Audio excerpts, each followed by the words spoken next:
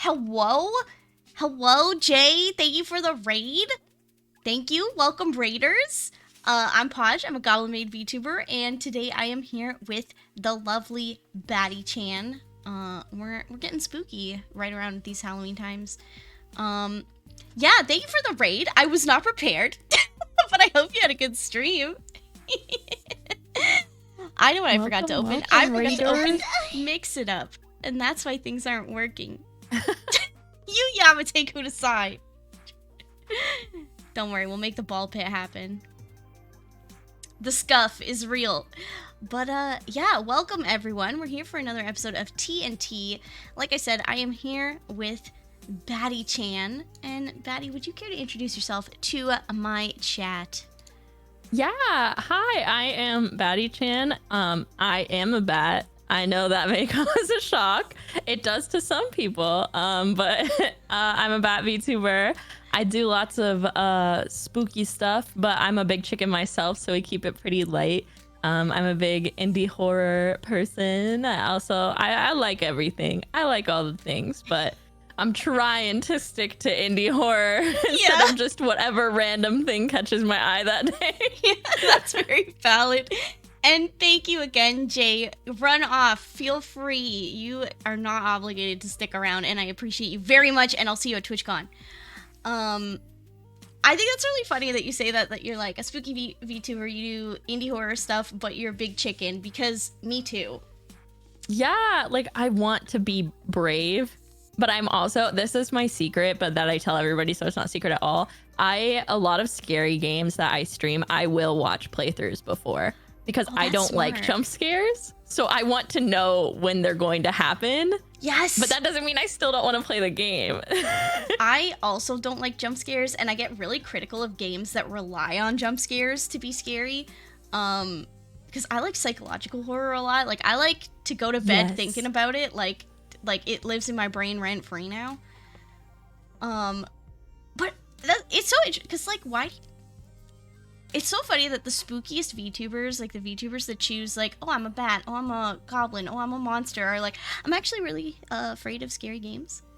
Oh yeah, I think we're all just big psych nerds, and so we're like, we love to examine the human psyche, and you know what genre does that? Horror.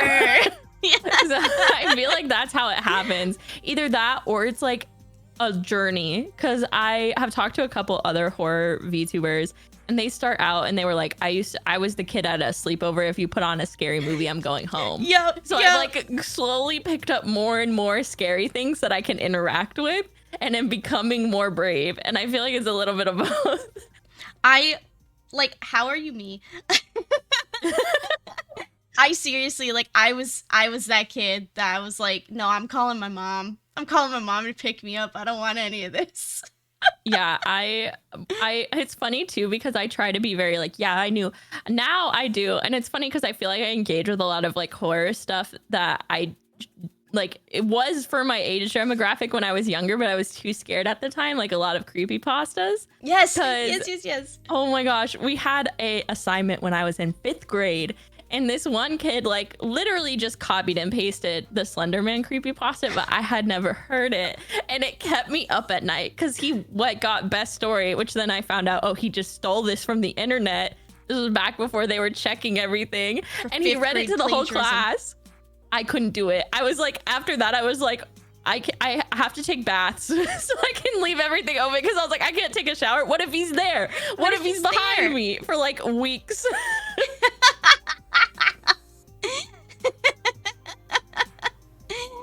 Yeah, I was like that too, but also like when I got because Slenderman was actually one of my first like real forays into like the cryptid creepypasta type stuff too. And then I just went on like the deep dive and got like super interested, and it's like, okay, I'm scared of this, but also I'm kind of into it in a weird way. Right? Yeah. Oh, and that is the other crossover too. It's one of those things where it's like, if it's so scary, I feel like we just autocorrect, and it's like, okay, we're all monster fuckers We're all monster fuckers now. It's true, and I would love to see like some sort of like, I would love to see like a psychological study about the correlation between people who are like genuinely like terrified by horror stuff and monster fuckery. Yeah, it makes you think. It does. And Get to Be King, thank you so much for the follow. You're now my little pod champ. Welcome in. And welcome to the folks who just popped in. I see you. Mwah, mwah. Yeah, it's so interesting, like, that correlation. And I don't know, maybe it's a way to rationalize that fear. Damn, we in gay baby jail for our monster fucker crimes. Oh no, not again. I got a record. They know me here. Criminal record. Oh no. Well, that's the thing we're saying, Dynamite, is like we're like big baby when it comes to horror, but we're monster fuckers. So like what's the correlation here? Like it seems to be a common theme. Yeah, I honestly think that like it's a way of like, I don't want to say coping with it, but being like, okay, like it helps create like this barrier of like, okay, this is hot. And then knowing that it's hot and especially like understanding consent, you're like, okay, so obviously this is fake. So then if you like think of it in that kind of way where you're like, it's a scene, then it's like not scary. It's like just horny. Yeah. You know what? I think that puts it really well, actually. Like, yeah, I think that actually encapsulates it really well. Because yeah, it's like, what if I replace scared with horny? But also like the fear is kind of like, I don't know, like I'm into that primal stuff, like hunt me down, I'm scared, I like it, the scarousal. And I wonder if you like, it's a thing too with your brain, because it's like, you know how like excited and anxious are like the same thing? Yes. Like that adrenaline you get from being scared and that adrenaline you get from being horny have to be, there's got to be a crossover. It must be. Like, someone please tell me, are there any studies on monster fuckers? And if not, I volunteer. I would like to be a scientist of monster fuckery. Yeah. A monster fuckerologist, if you will. Yeah. Yeah. I would like, my brain's really messed up. Like, someone tell me why. Yeah, I saw this. I hate to be I saw this TikTok person, but I did.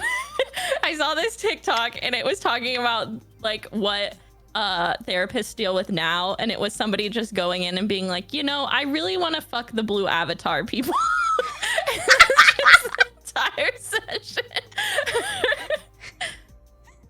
And it's true. I feel like people are becoming more and more open about being monster fuckers. Yeah, any psych majors want to use us for their thesis? Yeah. Because I'll do it. We're here. VTubers it wouldn't be right the craziest here. thesis I've heard, honestly. Yeah. I mean, like, okay, it is kind of like how, you know, how foot fetishism works, right? Yes. Like it's a little crossed wire in your brain, right? Mm-hmm. So it must be something similar with like people who are very unsettled by horror stuff and wanting to also fuck the monsters. I also think that a lot of horror, like monster fuckers, a lot of it, because there's like, I think a difference, because you see a lot of hear me out posts and you're like, is that really a monster? Yeah. I think a lot of it is people that have a size difference kink and don't know what that is. And they're like, big scary guy. I'm being called out. This is an intervention, actually. Yeah. Oh my god, I didn't know that Batty was coming here to do an intervention. Yeah. Holy shit. Listen, I'm aware of my size difference kink and I fully accept it. Your size difference kink has affected me in these following ways. This whole stream is just a call out post. Yikes. I'm being psychoanalyzed by a hot bat VTuber. That's really what I do. That's the actual scary part. I actually love this for me. Sonic Joshua, thank you so much for the follow. You're now my little pod champ. Welcome. Yep. So this is how I am, chat, if you haven't realized already. And I'm glad I'm not alone in this adventure. Trust me, I figured out that theory from personal experience. I was like, this has got to be something with size difference. Yeah. It's gotta be. I think that's another thing too, just in horror in general. There's a lot of crossover where like that plays into different things. Like a lot of like tentacle stuff is like rope similarities and like stuff like that. Like I think there's like a lot of crossover. Thank you for the biddies, Jelly Bee. I know you're trying to atone for your sins. I see you. Yeah, like, and now that I think about it too, like, I love stuff about like big scary monsters, but stuff like for example, Chucky, or something where like the scary thing is something small. I'm like, I don't want to watch that because that's just scary. Yeah. Like, that just gives me stress. I'm really, the one thing I can't do, and I'm gonna make myself like start watching. I can't with dolls. Dolls scare me. Any scary doll media, I'm out of there. I am out because I used to have American Girl dolls, and I Oh my also had an God. ex-girlfriend who collected, her birthday's on St. Patrick's Day, so she would collect St. Patrick's Day themed like porcelain dolls. Oh, that's and weird. they just stare at you while you sleep. Like, they're just a whole wall of dolls. And since then, I'm like, I can't do it. If one Yeah. of these is evil, that's too many. Yeah. To be transparent, I collect ball jointed dolls because I like customize them, but they're in like, they don't live in my bedroom. They don't look at me while I sleep. Like, I understand how they're unsettling because it's kind of that like uncanny valley thing, right? Yeah. Yeah. And that's where like, yeah, I get kind of like caught up in that stuff too. But for those, I'm like, no, this is like an art piece that I can work on kind of thing. But like the American Girl dolls, like that type of doll, those freak me out. Yeah. I like, because that's the thing. Ball jointed dolls, I'll say, is probably one of the only type of doll that doesn't scare me. And I think it's because it's not uncanny valley. Like, there's enough of a difference. Like, it's a very distinct They're very thing. stylized. Yeah, where like some porcelain dolls or like baby dolls or like American Girl doll, like they look too close. Yeah, it's just that weird too real sort of, I don't know about you kind of thing. Like, and I don't want anything watching me sleep. Well, okay, that's a lie. Now, if we go back to the big scary monsters, different story. Like sleep paralysis demon, yes. Yeah. Creepy dolls, no. I saw the best Halloween costume idea. Speaking of sleep paralysis demons, What? it was a couple's costume, and one of you dresses up as Benadryl, and the other one dresses up as the Hat Man. And I was like, this is such a brilliant concept. Oh my God. That's so, okay, I have to Google it because I need to see, like, I need to, like, we need to put up a picture for people who don't understand the Hat Man. I'm gonna just spoop y'all.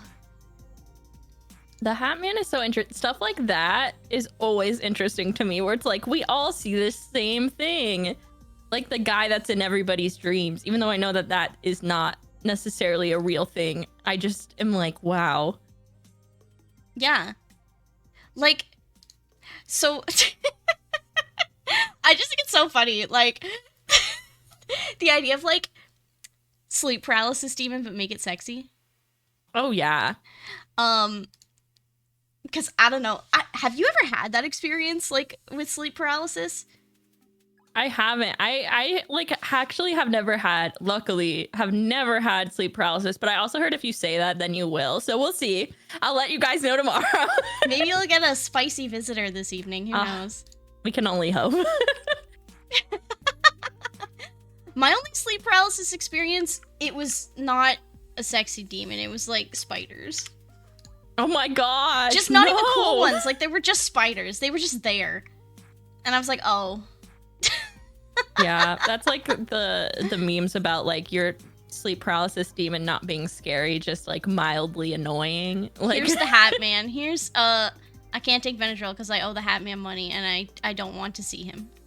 It's true. I do want to see him. He seems like a nice guy. I don't owe him any money though, so Yeah. I guess don't take any loans from him. yeah. Don't take loans from the Hat Man. He's not a trusted source. Yep. Yeah. That's my financial advice for the day. Yeah. I trust you. Jim Henson's funeral. Thank you so much for the follow. You're now my little Podge champ. What a name. What a name. I need to let you know Muppet Treasure Island is one of the greatest movies of all time. Oh, yes. And the only Christmas movie that exists is The Muppets Christmas Carol. That's the only one. Yep. Yep. I'm so glad that you're on the Muppet Treasure Island train. Oh yes, I love the Muppets. I still do, but I had like a phase where I was like everything, and the Everything Muppets is Muppets. everything to me. I thought Kermit lived in my house when I was a kid. Oh my gosh. Yeah. Maybe he did. Maybe he did. I don't know, but that doesn't sound like Nightmare Before Christmas to me. Listen, that's my spooky Halloween movie. Yeah, That- that's like a Halloween. I have a whole list of Halloween movies, Yeah. but Yeah. that's the only Christmas movie. Yeah. I agree, actually. I usually watch Nightmare Before Christmas at Halloween because, like, I get excited and I want to watch it now.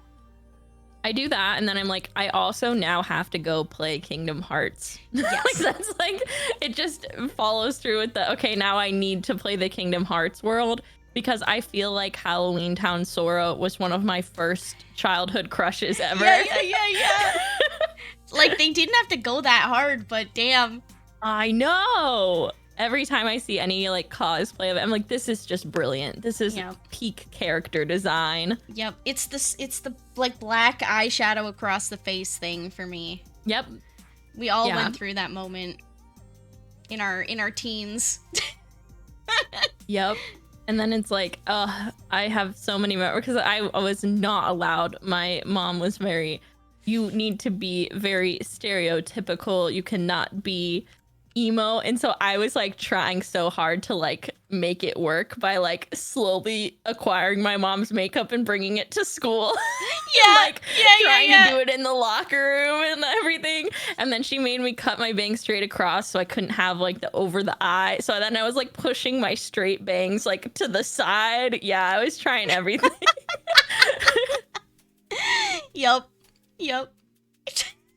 I was weirdly allowed to be goth. My parents just accepted this. They just knew I was weird. So it was, yeah, I have some really interesting school photos. They were not good. They were really not good. And okay, the one year they did school photos, like school photo retakes on Halloween. And I was like, listen, I'm gonna wear a Halloween costume to school. That's so cool though. So my school photo was me in a Halloween costume. I love that. Oh my gosh. I know some schools like they'll do like when you do your senior ID pictures, a lot of people will like dress up and stuff, but we didn't do that at my school. And I'm like, what the heck? Yeah, we never even had ID pictures. Like we didn't even have pictures on our cards like until college. I wish I would have had the most cursed high school photos. Oh my god. Yeah, no, I had cursed. Yeah, I had cursed because it was like that in between where you could tell it was like, my parents will not allow it, but I'm just trying so hard. Listen, you gotta work with what you got. Exactly. Gotta do our best. We all go through it in high school. Oh my god. High school podge was exactly what you expect.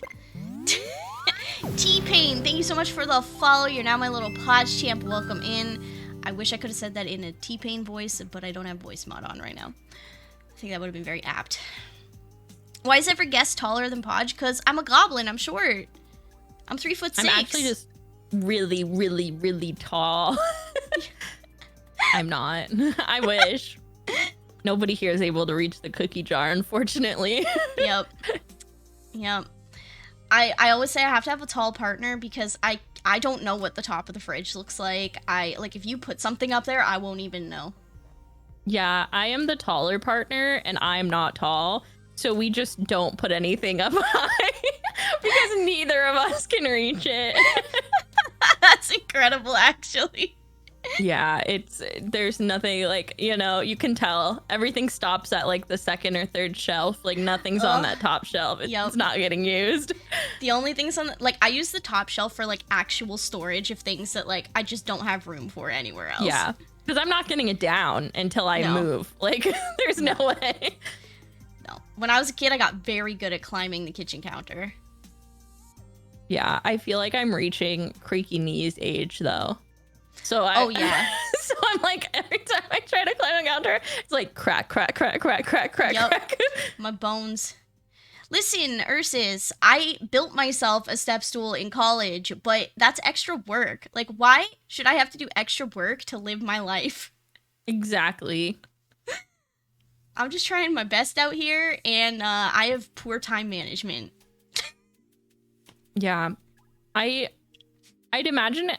So this is such a random fact that popped into my head. I was watching a show. It was like a house hunting show, but specifically for nudists. I don't remember if every show was specifically about nudists, but I remember them talking about how all the countertops have to be higher just so nobody accidentally gets their bits on the counter. Oh my god. And I was like, I never thought about that. But I want lower countertops. I just want lower countertops. Doing the dishes is hard, man. If I could, you need one of the Fisher Price sets. Yeah, yeah, that would Yeah. be so much better. Like, I was explaining when I moved into this place that, like, if I could, I would put like one of those library ladders in the kitchen that has like Oh my that you can slide gosh. across it, and Oh, it would be yes. so cool. Just like a kitchen/library with a cool ladder, so you get to all the cupboards. You can do that Beauty and the Beast scene all the Yeah. time. Yeah, but like in my underpants. Exactly. Oh my gosh. Yeah. Wow. Now I want that. Yeah. Listen, it's a genius idea, and I really want to implement it. I don't have the room for it, but I would do it. I would absolutely do it. One I day. say this like I do have a crippling fear of ladders though. I'm like one of those people that like goes up one rung on a ladder and my knees are like shaking and I'm Oh, like, I need to no. get down. I cannot use ladder. I don't know what it is. I'm not really afraid of heights. It's just ladders. I'm like, this cannot be safe. This has to be an OSHA violation. I cannot be up here. this is not an OSHA certified moment. No. I'm afraid of heights because I'm built close to the ground for a reason. But if it's like a ladder in my kitchen, I could deal with that. But we have like, okay, so we have like this TV tower outside my house, right?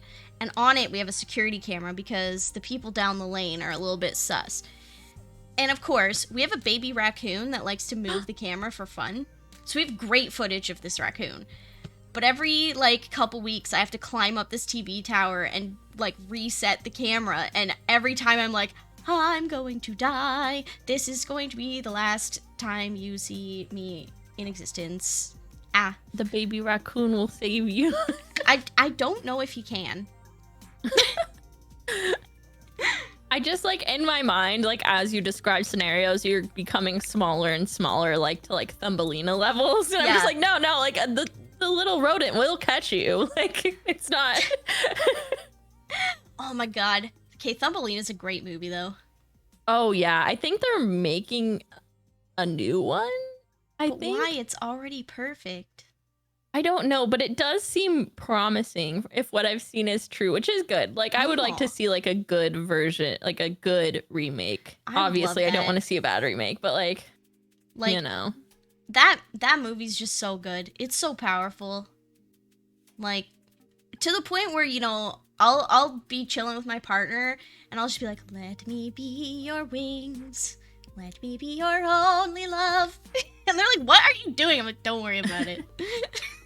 That and Fern Gully. I Yes! love Fern Gully. Oh my gosh, Oh, that yeah. movie is so good. Oh yeah, we're going to circle around here because Hexus. Oh my gosh, yes. Like, oh no. Ugh. Like when he's in the like, I don't know what that machine's called, thing, and he like becomes that nasty like skeleton Oh, goo yeah. thing. Oh, that awoke something in me very I early. mean, I feel like it's Tim Curry. Like Well, yeah. I mean, we're bound to have some Yes. awakenings, but I just never imagined I would be attracted to the manifestation of deforestation. Yeah. Like looking Like I back, know you're saying pollution is bad, but I'm having a hard time believing you right now. yeah, it's like it's really hard for me to wrap my head around this when you made pollution so hot. It's true. Stop making the villain so hot. Or don't. I'm Like gonna I'm miss fine the with point. it. I'm gonna miss the point. Right? This is my problem. I'm always the villain fucker, and it's like, I know this man has done unspeakably horrible things, but also consider. Exactly. Oof. And I saw the best explanation of it, because it's like, if you're gonna be with the hero's gonna go and they're gonna like have to go save the world all the time. But if you're with the villain will fuck shit up for you. They will destroy the entire universe for you. Yeah. And is that too much to ask? And they like you enough to not destroy you, unless in certain situations. But I'm here for those. Yeah. No, I want to be the most special princess, and and they're the one that's gonna make that happen. I don't want to be God's favorite princess. I want to be Satan's favorite princess. Exactly. Yeah. I prefer warm climates. Yeah. Chat, you are talking to a bat and a goblin. Are you surprised? That's true. So, tell me, because I don't know if you know this, but when I was creating my VTuber, my decision was between a goblin and a bat. So, what I did led not you know to that. What led you to being a bat VTuber? I had like this whole, so I think it was because at the time, now there is a lot of bat VTubers, but 3 years ago there weren't as many bat VTubers. Fair. So that was part of it, but also like when I was analyzing my personality to be like, what creature am I? It's just funny because now I've completely changed it because I have a normal sleep schedule because I am a corporate slave. I was like, I stay up very late at night. Like, I'm very much a nocturnal person. I wanted to play into the nocturnal bit. I also wanted to play, I have poor vision. I wanted to play into that bit, even though bats don't actually have poor vision. I love to let people know that fun fact. Yeah. I just do. Give me bat facts. I love bats. I have a ton of bat facts, actually. I got you. I'm so excited. I got you. I have so many. One is obviously the vision thing. They don't have bad vision. They just don't have like night vision because they're not wearing their goggles. Yeah. And also that the production of tequila is highly dependent on bats because the flowers bloom at night because it's so hot. And so the main pollinators are bats. Bats are like super important pollinators. And they're also the most diverse species. So there's like more types of bats than there is like any other mammal. Yeah. And I love them. Bats are so cool. It's so cool. I love cool. Bats. Like, if I could be reincarnated into anything, it would be a bat. Oh my gosh. Truths. I just think it'd be really neat. And also, like, people wouldn't want to touch you because people are always told not to touch bats. And it's like, good, don't touch me. Leave me to my business. Yeah. It's so good. It's so good. They do have very good little lives, I gotta say. Do. I would want to be... Oh, go ahead. I was gonna say, I would either want to be a bat or a raccoon. I think about raccoons and their tiny little hands a lot. They're such goofy little guys. Any creature with little hands has got my heart. I just like the night creatures. Bats, possums, raccoons, all those good little dudes. Oh yeah. So good. What's your favorite kind of bat? My favorite, I like I don't want to be basic and say flying fox, but I just love flying foxes because I feel like people don't realize that they're like enormous. They are. Like, they're very big. Like can be up to 5 feet, so they're like person size. Taller than me. They're massive. Yeah, like actually taller than me. Like if you put me next to a flying fox, it would be bigger. Yeah. Yeah. See, perfect example right here. Yeah. I'm very small. That is a common misconception, is that I'm a vampire. That is one thing I do get a lot, and I'm not. I'm a fruit bat. A fruit bat. Yeah. I'm supposed to be a flying fox. I'm a fruit bat. And one of my big inspirations design-wise, which is why I have my hair vents, is actually, and I know they are a vampire, but it's Karen from chibi vampire. Yeah. And I was like, well, she doesn't suck blood, so I'm not going to be a blood drinking bat. Like, I'm going to just be a fruit bat. And then I can tell people that when I bite them, it's just for fun. Yeah. I'm choosing to do this. Exactly. Not out of necessity. It's a love bite. That's no sustenance provided other than just a good time. Let's go. Oh, my chat really likes that you like Chibi Vampire. It's so good. It was actually my first manga because I wasn't allowed to read Twilight. Oh I my was like, god. I found it in the library and I was like, this is also vampires. So it was my first manga. And then unfortunately my second manga was Vampire Night. Yeah. Have you ever read Silverwing? It sounds very familiar. It's a really good, I would say like teen novel. I probably read it in like 6th grade, about bats. And Really? it's about this little bat and his whole like, oh, it's very dramatic. It's very good. And I think there's 3 books in the series. It's fantastic. Like I honestly would read it today. Again. Is it like Warrior Cats, but with bats? It came vibe? before that. Oh, it's But the yes. original. Yes, it's sort of similar vibes. I know there's one about owls too, that like Guardians of Gahul or whatever. Oh yes. Okay, You know, because like, I know it's Guardians that of style. Gahul. Yeah, it's that style. Okay, cool. Yeah, it's called Silverwing, and it's very, very good. And like, damn, I kind of want to read it again because I will read it. I've been like trying to read more because I have more free time, and so I'm like, I gotta find some introductory books because you know, like especially when you're getting back into reading. I've been mostly listening to audiobooks, but like I feel like a lot of times you're like, I'm gonna get back to reading, and then you pick up a massive book and you're like, I don't have the time or attention span built up to read this unless it's smut. It's not getting read. Like, Nope. I'm kind of the person that like I'll pick up a book and then 8 hours later I'll have finished the book and I'm like, oh god, what happened to my day? yeah, I used to be that person, and then I just have not read in so long that now it's like I am not in the zone to like do that. Like I feel like it's very meditative, and I just am like, I have too many things going on in my brain, so I gotta work up to it. Yeah, that's very fair. And that's me with audiobooks. Like I struggle with audiobooks because my brain's just all over the place and I can't understand what people are saying at the best of times. That's why I love VTubing, because it's like it can be very one-on-one. And that's why I do these, because like it's a nice way to collab with someone in a way where I can chat with them actually and not be like, well, that went into my head, became a scrambled egg and then flew out the other side. Oh yeah.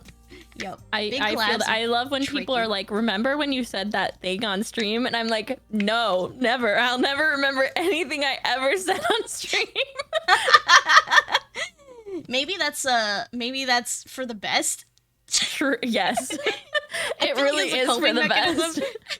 It's like, I did what? No, you can't hold me responsible for the things I say on I would stream. never say that. I would never be sus or weird. No. I'm normal. Yeah.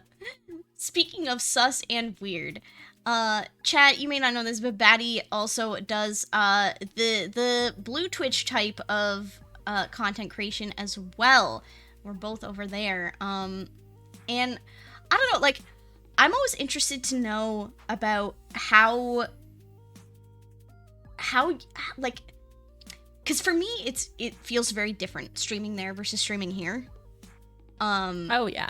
And like how you kind of navigate that and how you kind of feel about, you know, that end of your content creation, because like I said to you earlier, like to me it's really important to sort of demystify the lewd tuber thing, and you know, address that content in a non-shameful way. Yeah, because it's fun and it's gratifying, and at least for me it is. Like, so I would love to hear like your experiences with it and stuff, and you know, my chat is generally all for that, so they're good. If not, we're gonna weed you out. We're gonna find you right now. Yeah, you're gonna be caught in 4K. But yeah, No, I definitely agree that it's very different vibes. I would say like personality wise, I'm probably pretty similar just because I'm like very much the same that I am on Twitch as I am any other time. I'm not like very like in character. I'm not changing whatever. So personality wise, pretty similar, but I would say that it's very it sounds like I'm making a pun, but I'm not. It's a much more intimate experience, I feel like, doing that style of content because it is a lot more vulnerable, but it teaches you a lot about setting your own boundaries. And that's always the advice that, you know, if people are interested in it and they come to me, the advice I always give is like, you have to be comfortable. Like, this is like your domain, your space. And then you should feel that way about your Twitch community too.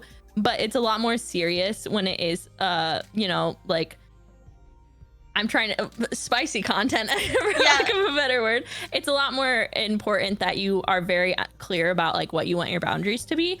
So I do feel like it's a lot more intimate when you're like deciding what kind of energy you want in that space, who you're allowing to be in that space. You know, and I feel like a lot of moments can happen on there too that aren't gonna happen on Twitch because there's also the fear of like, I don't want to get banned. Yeah. So I have to censor certain things I say or do or whatever, where even as much as I'm being myself, like I can't fully say all the things I would say or like play a lot of the games that I play or do the things that I would do on Twitch because it's just simply not allowed, which is understandable to an extent. There's sometimes where it's not very understandable, but you know. And but, oh my god, yeah. I would say I really enjoy it. I did it before VTubing. You know, and it's something I feel like it's very intimate and it's very like doing adult content. I feel like while you are being very vulnerable, a lot of your community is also being very vulnerable by being very like, you have to be a very accepting person and an understanding person and not judge people. I don't want to compare it to being a therapist, but it is kind of similar in that like you're dealing with people and their vulnerabilities about like what kinks they have, what they find attractive, whatever. And that's why it's important to set your boundaries because, you know, obviously like you are opening yourself up to people approaching you about their kinks. So you have to be open and either saying that's something that I'm fine with, that's something I'm not fine with, but also you are someone who is going to be more understanding. I find a lot of people in the LewdTuber space are like not everybody, but a lot of the people I meet are super kind and super understanding because that's just kind of part of the job description. Like I don't want to say you're going to get a lot of unique requests. And I feel like it kind of, you know, you got to be one of those people that's like, cool, that's what you're into. Awesome. And you're a very not judgmental person. Correct. Like that's just something that comes with the territory. Yeah, like first of all, Optimistic Gamer, thank you for the follow. You're now my little pod champ, and I saw that Ahai Gumas. Yeah, I agree. Like I find that LewdTubers and like adult content creators are some of the chillest content creators. Because you do have to sort of reassess your preconceptions about how people are. And it teaches you a lot of understanding about certain kink. And even if you don't understand it, that's okay. Like, you've got to be willing to either, you know, accept it, or if it's really not for you, gracefully set that boundary. Because, like, I don't want to ever make someone feel bad for being into something, because that's absolutely not it. Unless that's what they're specifically asking for, and in that case, I will make you feel. Oh yeah, like, and you know, we all have a few of those, and you know, I see you. But like, you know, there's certain things that are very outside of my comfort zone, and if people know that and then keep pressing the issue, then I'm like, okay, now we're putting our foot down. Like I'm not into the pregante. It's a no pregante only breed zone. But I don't mind people, like, you know, expressing their fantasies about that. Like, you know, plap, plap, plap, get pregnant, get pregnant, get pregnant. But, you know, if you keep pressing the issue with me, I'm gonna be like, okay, that's enough. Like, yeah. Because then it becomes the, like, hey, I'm respecting your kinks, you need to respect mine also. Yeah, and It's unfortunate, and I don't see it super often, but it is something you pick up the longer you do it. There are people that will try to kind of manipulate you into playing into their kink. Like, there are people who will be mean to you or do something on purpose so that you'll be degrading to them. There's people that will do or say certain things to get a certain response out of you that they want. The So brats. it does help you to just be very professional. Yes. Like, don't ever, because that's the other thing. Don't ever like shame anyone. One, because you don't want to hurt someone's feelings, especially in an adult space like that. Like, people are being very vulnerable with you, and they're also expressing, like, even if you're not the person that's gonna, handle that kink for them, like, that doesn't mean that somebody else wouldn't be, and they're actually practicing it in a very safe way. So you don't want to turn them off from supporting adult content creators. Exactly. So that's a reason that it's very important to be professional, but also because there are times where people are trying to get you to be mean to them because they want that. So you have to be professional for that reason also. Yeah, and it's like, and the difference is the consent, right? Like there are people who will try to put you in a kink situation without your consent, and that's the difference. Like, yeah, like Artistic just said, there's a very thin line between a brat and an asshole, and the difference is consent. An asshole will start poking and prodding at you to get you to be mean to them to fulfill their little brat fantasy, but a brat will do that consensually with you. Like, there's things you have to put in place before you're allowed to just be a dick to someone for a reaction. And likewise, like, I told this story on stream a little while ago because it happened to me very recently. I had someone, come into my DMs asking if I would use them as my human toilet for, for full transparency. And I said, no, that's not a thing I do, but, like, good luck in finding someone. And he got mad at me. Like, he actually got angry with me and was like, I don't understand. You'll use the bathroom, but you won't, like, do it on someone else. And I'm like, listen, bro, first of all, if you're trying to get someone to engage in this with you, this ain't it. Second of all, I don't know the safety stuff involved in that. I am not into that, and I don't want to put myself in an uncomfortable position. And also, like, that's a major health and safety thing. Like, if you get fucking sepsis, like, that can't be on me, dude. Like, you gotta respect people's boundaries, and safety is massive. But I think a lot of people in the kink community do get that, and I find my DMs on, the spicy sites are much more respectful than they are on places like Twitter and Twitch. Because those are people who are actively engaging in those things and kind of understand the process. And also, if you get banned, you don't get to see boobies. So exactly, that is a big scary. So you better be nice, because otherwise the boobies go away. Yeah, and that's the other thing too, is I feel like people that are engaging in actual consensual, like, adult content are really great because, they're supporting people consensually, aside from a lot of other people who will just seek things out.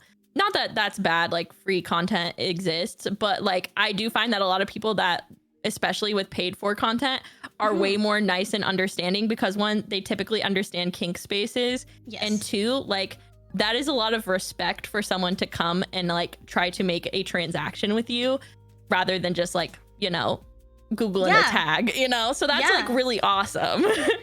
And I really feel like very validated doing that kind of content because my community really, like, they really show up for me. And, like, all of you in here in chat right now, like, y'all are the fucking best.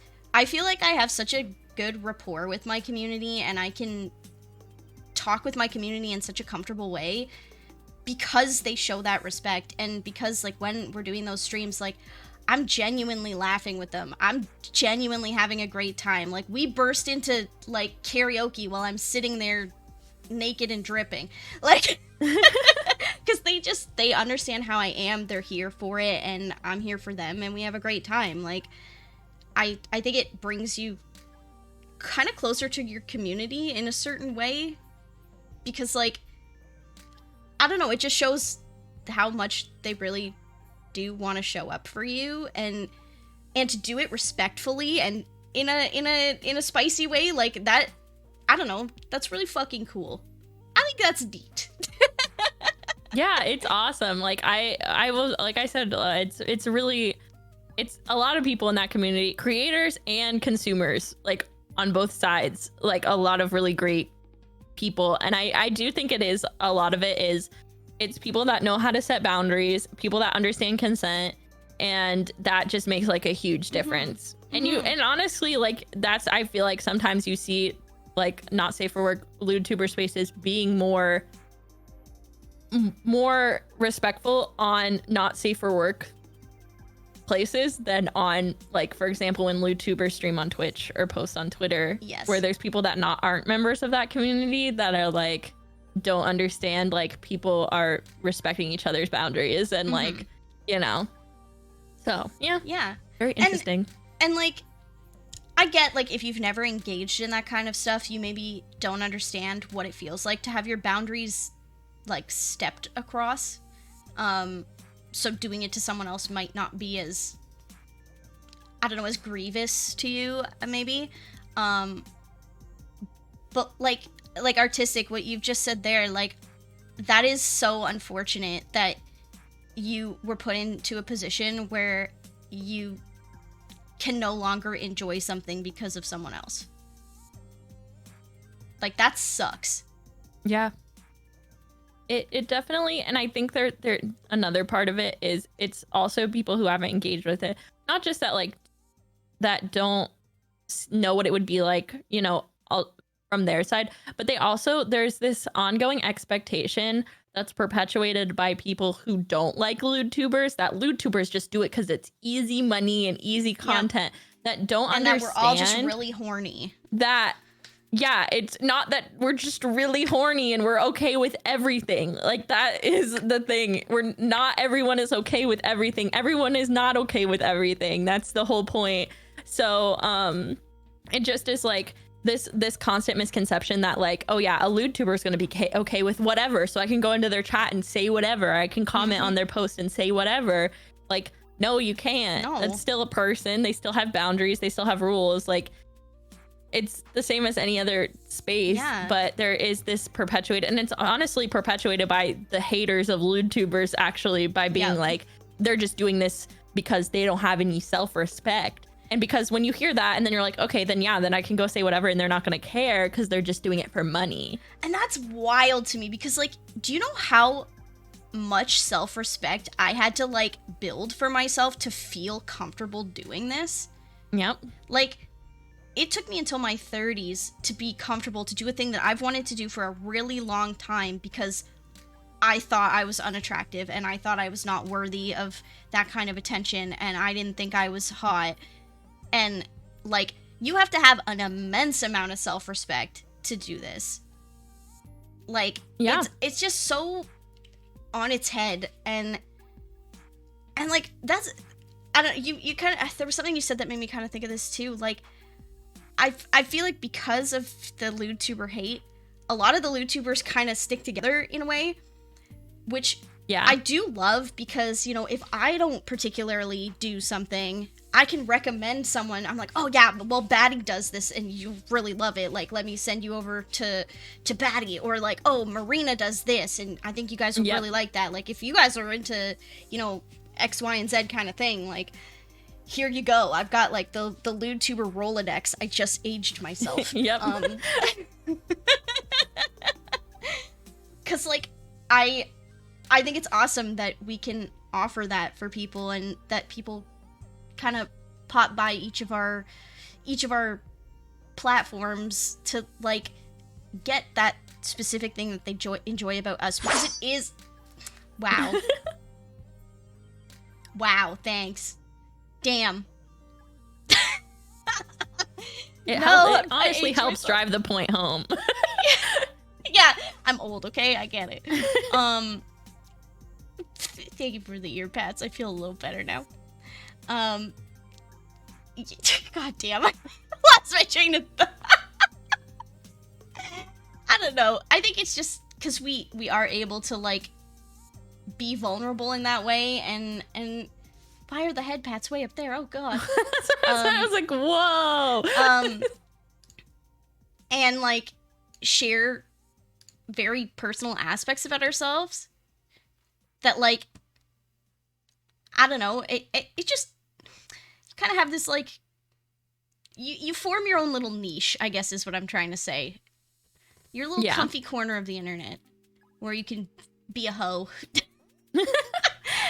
And it's like, true. And I feel like that's why there's an understanding in the LewTuber community. And not always. I mean, like when I say that, it's majority, not everybody, obviously. But I mean, there is this like understanding that I constantly am shouting into the void about just streaming in general. Is I think since you know, LewTubers, like obviously if you're a dom, you're a dom, like, you know, so we understand that like people have different clear, like, this is my niche, and or I am different, and so I provide a different type of content. I have a different voice, I have a different like way of speaking. Like even that just sets me apart from other people in this space, and I think that is true about all content, which is why it's not a competition. And I feel like that's why it's so much easier for LewTubers to get along than the mass public, because it's like, oh yeah, like, no, you do something similar, but we're two different people, so our content's gonna be different, and some people are gonna be into that and some people aren't. Yeah. Or that's true about all streaming. Like everyone can coexist. We are literally not copies of the exact same person, so all of our content is gonna be different. Exactly. Also, whoever just bought the Podge Boxers, thank you. I look forward to Goblin D's nuts.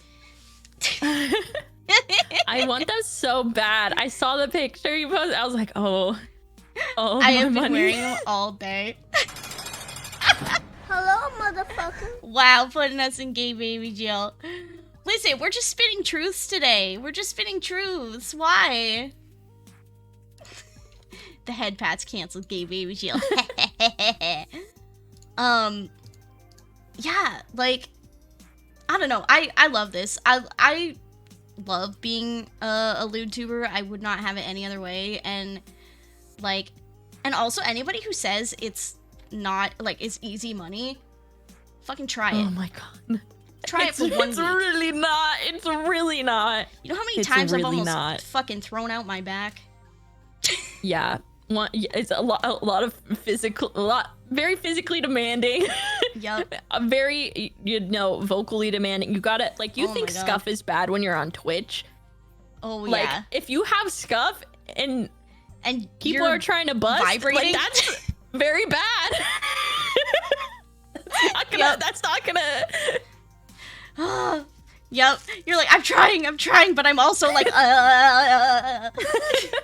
Yeah, and try to focus. Yeah, like there's a lot going on, and a lot that goes into it.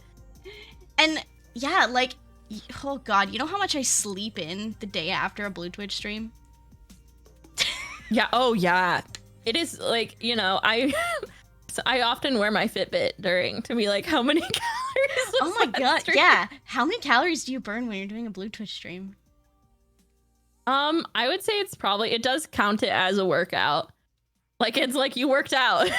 Wow, guys, I just learned that I exercise at least once a week. Yeah, I think it's considered cardio. The good cardio. It's the only cardio I want to do. Exactly. Yep. We don't run, the other word that rhymes with run. Bad girl. Wow, the timing on the gay baby Jill and the bad girl. Wowee. I'm clipping that. Let's see if it worked. Yep, there we go. Bless. Thanks, chat. Love you guys.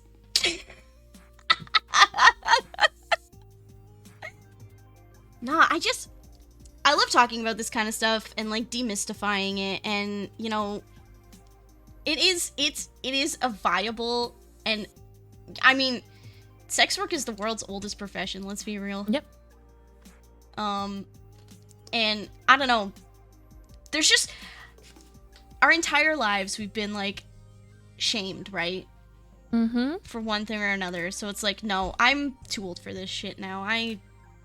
I'm just gonna do what I want to do and what feels good to me, and clearly it makes other people smile, among other things. So Yeah.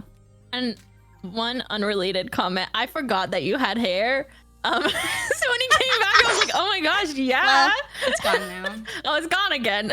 Yeah. But yeah, It's a and I look. mean, honestly, I think that not to say it again, but that's why you have to be so understanding. And I think a lot of people are when they do this type of work, is you understand the stigma around it. So you know when people are coming to you with certain requests that they are also dealing with the same kind of shame and stigma about whatever they're into. So like that's why it's just you don't want anybody to shame you for what you're doing. Don't shame other Exactly. people for what they want. Yeah. Like, why can't we all just enjoy things and be nice to each other? Literally ask this every day. Oh my god, Twitter is a cursed place. I know. It's, I'm back it's on so Tumblr. bad. I was Really? like, You know what? I said I would never go back to Tumblr. I'm thinking about it. it's so peaceful. It's literally so peaceful now. It's actually so delightful. I am so happy over there because I'm just like, oh my gosh, there's art. People are role playing as wizards. It's just so fun. Okay, but are you allowed to post spicy things there again or no? I Are they don't still I don't think so. I haven't come across it. okay? That's the only thing is I don't think there is any spicy stuff. That's the reason Twitch still exists for me. It's, where else am I gonna post stuff? But Yep. yeah, if you're looking for somewhere peaceful to like instead of doom scroll, like peace scroll, I recommend Tumblr. I'm considering it. I'm really, and I hate that I'm saying that, but I'm considering. Yeah, cuz apparently in the last couple days on Twitter, they changed it so that if you mark anything as like sensitive or having nudity, it just also doesn't have the reach, Yeah. which sucks. Which I'm like, this cannot be true though, because every single thing that goes viral, I can never figure out what it's about because it's just not safe for content that comes up. So Yeah. I'm like, what is happening? Yeah, I don't know. I'm just like, the things that have popped off on my Twitter recently have been nasty. So, oh, it was a bug apparently. Okay, thank goodness, because I'm not gonna stop posting weird horny shit on Twitter. Right, as you should. Or as Yeah. you shouldn't? As you should? I don't Yeah. keep doing it. Keep it up. I actually that's how I found you. I like Really? Yeah, everyone was doing the like, oh, I forget specifically what trend it was, but it was like me versus like it wasn't an IRL post, it was like me versus like the character that I am or something like that. Oh, and you was posted it the Bakini? No, it was a not a flashlight, but yeah, I was yeah. like, I sent that to like multiple people that I was like, this is the funniest thing I've ever seen on this app. Yeah. And that's how I discovered you. So keep it up. Thank you. I'm glad you like my shit posts. Oh yes, that is the one good thing. Like I will always love a good shit post. Me too. Me too. But yeah, like, I don't know. Okay, on that, and you'll see where I'm going with this. Because you've been doing this for like 3 years. You've been VTubing for about 3 years, right? Yeah. If you had advice for like anyone who's considering starting VTubing, what would you tell them? Yeah. Okay. I would say. Oh, I have like a couple. Go for it. I don't want to say hot takes because everyone says them every week, so they can't be that hot Give anymore. me your, But give me your chill takes. my lukewarm. Your lukewarm takes. and sitting out on the counter takes. Yeah. One, I would say, you don't need to spend $1 bajillion. So when I first started VTubing, I made I can't do art also, just side note. Like I'm learning. I guess you should never say that you can't do art, but like I'm not an artiste. I don't draw. I can't, do that yet. I'm taking classes, but I can't do that yet. we're growing. That's awesome, So though. that is not my area of creativity. And I still was able to make everything myself. Do not write off Vroid, especially now. Because people will write off Vroid and be like, oh, all Vroids look the same. If you've seen my 3D model is a Vroid and no one ever believes me. Because all you have to do is change the textures. Yeah. And you don't have to be able to actually like, I mean, it helps if you can draw because you can draw the clothing, you can draw whatever. But if you can just take something into Clip Studios and just like change the texture, it will automatically look different. Or you can go on Booth, as long as you're crediting and making sure they allow commercial use. Go on Booth. You can even buy pre-made textures. And it's like, yeah, someone might have the same eyes as you. But if you're mixing and matching, no one's going to be like, that's the same model. There's so much you can do. And I think I spent like maybe $20-$30 when I first started out. I got all my overlays off of Etsy, which now I make overlays in Canva. You can make overlays in Canva. Like there's so much you can do with very minimal like artistic experience on your own. Again, how are we the same? Don't start spending a lot of money. It's one thing if you decide later. So for example, I have decided to now be more candid about this just because there's always so much discourse about it that like, oh, if you spend money, you're gonna blow up. When I first started, like I said, I made everything myself. I just really focused on my branding, made it cohesive, whatever. I spent like $20 to $30. Every once in a while I'd get a skeb. Every once in a while I would, you know, whatever. So I wasn't spending a lot of money on it. Now, my re-debut, I'm gonna be 100% transparent. I dropped 10K on it. For my model, my music, I own the copyright to everything, so now I can like merchandise everything. But like I spent $10,000 on my re-debut because I wanted to, because I am a grown-up adult with no children. And you know, this is you my were hobby. at a point where you realized this was a thing that you were doing. Like Exactly. And I was in a financially stable place to do it. Yeah. I can tell you right now, did not make me blow up. And I don't regret it. Like, I'm happy with what I have, especially because the quality of everything I have, I feel like I can use for an extended period of time. Like, I'm not saying that in a like bitter way. I'm saying that in a don't spend the money unless you're literally only spending it because you want to spend the money. And it's also okay to want to spend the money. If this is your hobby and you're a financially stable adult that doesn't have anything else that you have to worry about, you can spend the money. Yeah, but treat also yourself. don't do it until you know that this is what you want to do. Try actually streaming first. I streamed IRL for probably 2 to 3 years before I started VTubing. I found VTubing and was like, this would be a really cool way to get into it because I don't like doing my makeup before stream every single time. I want to be able to stream more. Yep. So literally like practice streaming. Like practice talking to people, practice whatever. I am very blessed because I can talk forever and ever and ever and never stop. But one thing is like, if you're not that person, you know, practice it. Like maybe as people clown on improv, but maybe take an improv class. Yeah, I fucking when you go did throughout your improv day, all this through is high one thing school that I and do. college. One thing that I do, go throughout your day, if something crazy happens or something funny or something that you can, I'm not going to say lie, but something you can exaggerate to make a story because at the end of the day, you're playing a character, write that down. Yeah. Be like, this thing happened today, guys. Like so then when you get into stream, if no one's active in chat, you're like, these are the things that happened today. I can talk about them. And since they either happened or kind of happened, or I wrote this fake story of something that happened, like obviously don't like be a deceptive liar and have it have some kind of outcome, but you know what I'm saying, like be able to like talk, like practice talking. Just like I would say that those are kind shit. of the big things.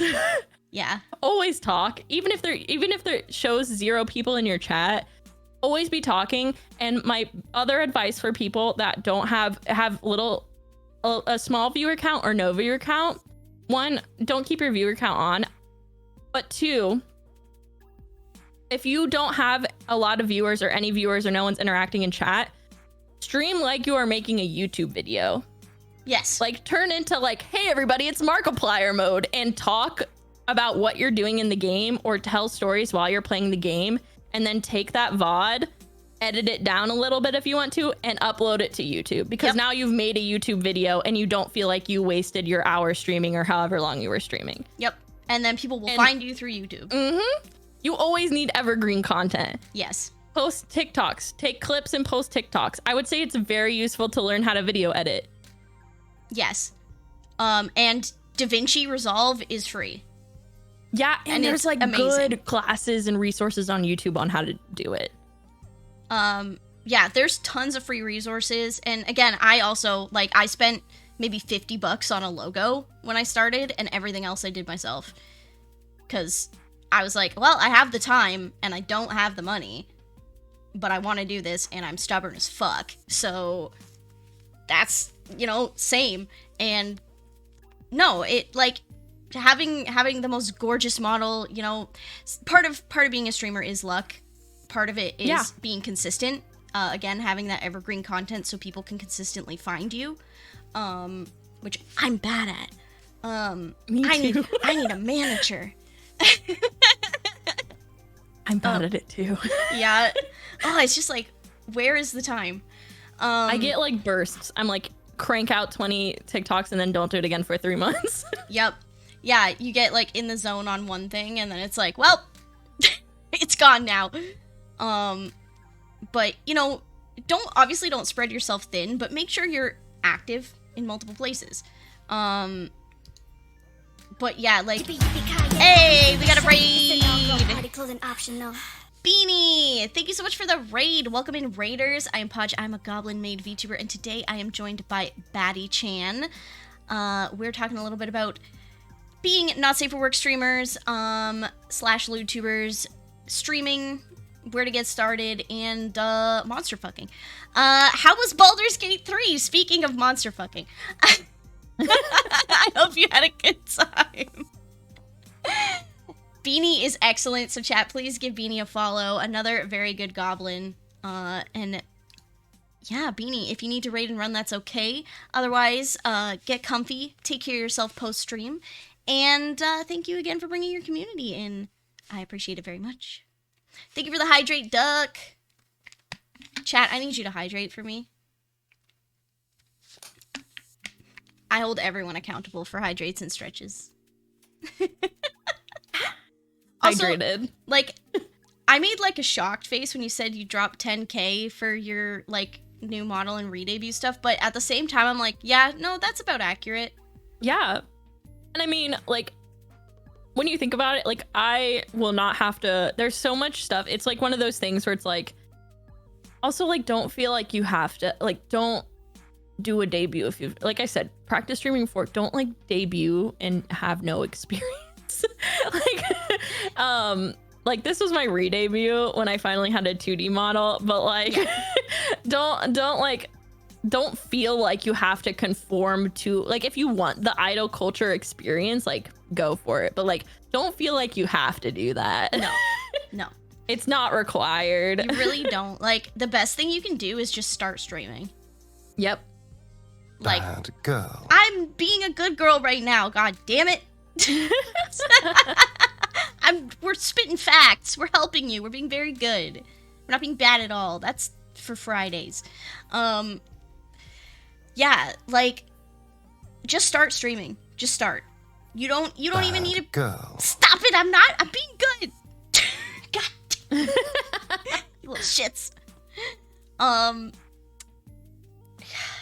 Fuck my brain. Like, you don't even need a PNG. Just start. Just get that practice in. Even if you have no viewers, that's perfect practice. I swear to God. I swear to God. I'm gonna come over there. I'm gonna fuck up your shit. Then I'll be a bad girl. Shadow King, thank you so much for the follow. You're now my little Podge champ. Welcome in. Bad girl. I'm gonna put a cooldown on that. How did I not have a cooldown on that? Good girl. See, Duck knows I'm a good girl. Yeah, now I'm monster. The one thing with VTubing, I would say, that is my evaluation of it. The difference between spending money and not spending money, like, at the end of the day, you can ultimately do almost everything without ever commissioning someone yourself. Yep. So really spending money turns into just like saving yourself time. Yep. Like that's how you should view it. Is like, okay, is it more valuable for me to save money and do this myself, or like do I have the extra money to save myself some time by spending money on it? Which like when you end up thinking about it, then you start to realize, oh, it might be more worth it to spend money on a video editor because that gives me more evergreen content, or a manager because that's going to help me manage my time better. Like if you think about it in that way, it does also help you spend. When you do decide to save up and spend money, spend it more responsibly. Yeah, money is literally just like, when you think about it, more convenience. Yeah.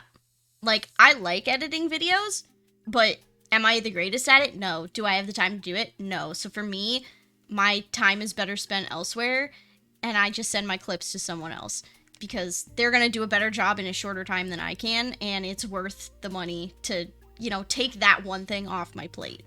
And as you develop your schedule and your brand and like, you know, where you want to drop your creative input, like you'll figure out that kind of stuff. You probably won't know right away, but you will figure it out. Another one. That What? is kind of a hot take.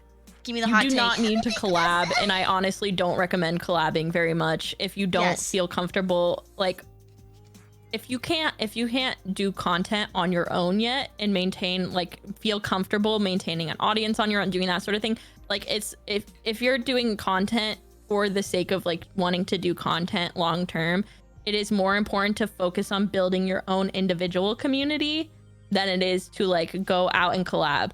Collabing will put you in front of other people, but the like growth that you get from it is very minimal. You should just be collabing like essentially kind of for fun. Yeah. For fun. And like there are opportunities where like it is super like I said, once again, not super beneficial, but there are opportunities where like you meet a lot of friends, you do make connections, whatever, but like that should not be your focus. Like you should not have every stream be a collab, because then your community is not going to get to know you. Exactly. And then when you can't have a collab lined up, like it's really going to negatively affect you. And it can also even get to the point where like your content is so intertwined with someone else's content that if you have a falling out with this person, or that person stops streaming, like you are going to lose a lot and have to come back from that. So you really need to build a strong foundation on your own before you really heavily get into collabing. Like I know a streamer that like was dating someone, and while they were together, they collabed like every day, and they had like upwards of 300 viewers concurrently. They ended up breaking up and started streaming alone, and they were below partner numbers because their content was so reliant on the two of them together. Which, you know what, like if that's your shtick, like if that's your thing, that you're like, you know, there's the what are the two new YouTubers, Fuwawa and Makoko or whatever. Yeah, like if you're in like a business partnership with someone, that's different. That's different. But like, and their content is branded and, you know, set up and established to be that thing together. But yeah, like I honestly don't enjoy collabs for the most part. I like these kind of collabs where I can actually sit down and talk with one person one-on-one. And, you know, I typically don't game with other people because I don't know. I don't think it's a little bit stressful, and I feel like it's a disservice sometimes to that person. It's like, if you can't offer each other anything and the vibes are not good, like don't force yourself into it. Yeah.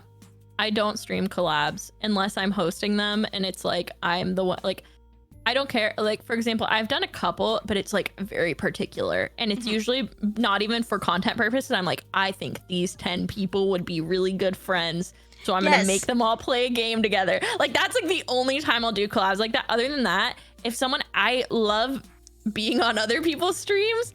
I will never stream my side of the collab ever. Yeah. Oh, like, I'm not that girl. I hate co-streaming.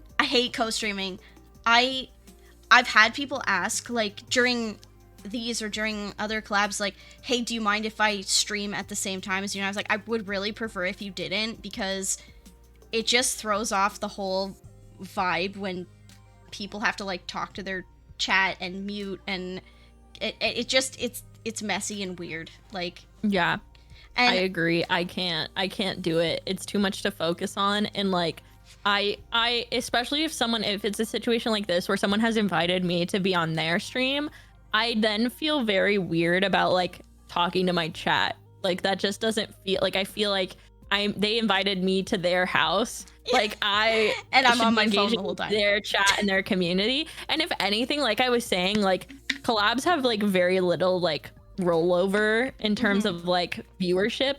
But like, if you're not engaging with that other person's chat, you're definitely not getting any kind of like rollover. Like, you're just, if anything, you're just sacrificing your chat engagement, because now you're also talking in a collab, and so you're not as active in your chat as you would be.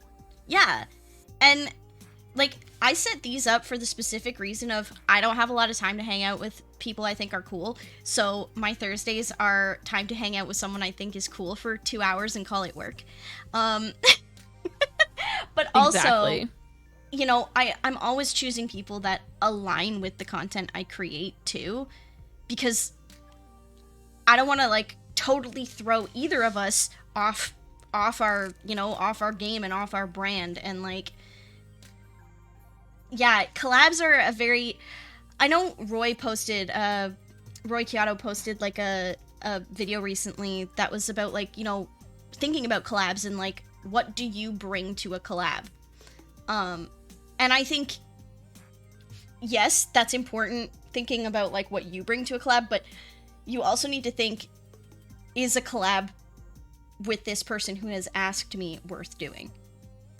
Yeah, it's true. It is. And it is very much like, what do I bring to the collab? And I feel like that is the mindset to have, because at the end of the day, like, and there's different types of collabs, obviously. Like I was saying, there's times where you're just hanging out with your friends and whatever, but there's also times where like, and this is like a very controversial thing to say in the VTuber community. There is a time where it's like a business interaction. Yes. Like, you are engaging because, like you said, you have similar types of content. Like, you know, like, it is meant to be something. Like, at the end of the day, for a lot of people now, VTubing is their job. So Yes.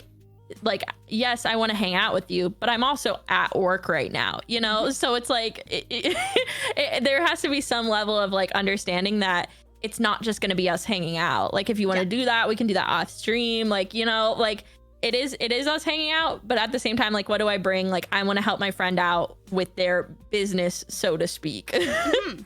And that's why, like, you know, I put out these open calls for my tea times, and I do feel bad that I can't bring everyone on, but like, I will be fully transparent in saying, like, there are certain people that I wouldn't have on, like, not because I don't like them or not because I don't enjoy their content, but simply because they will not gel with my community. They will not gel with like the type of content I create, and it would just be so like out of left field to bring them on that I feel like it would be alienating for everybody involved.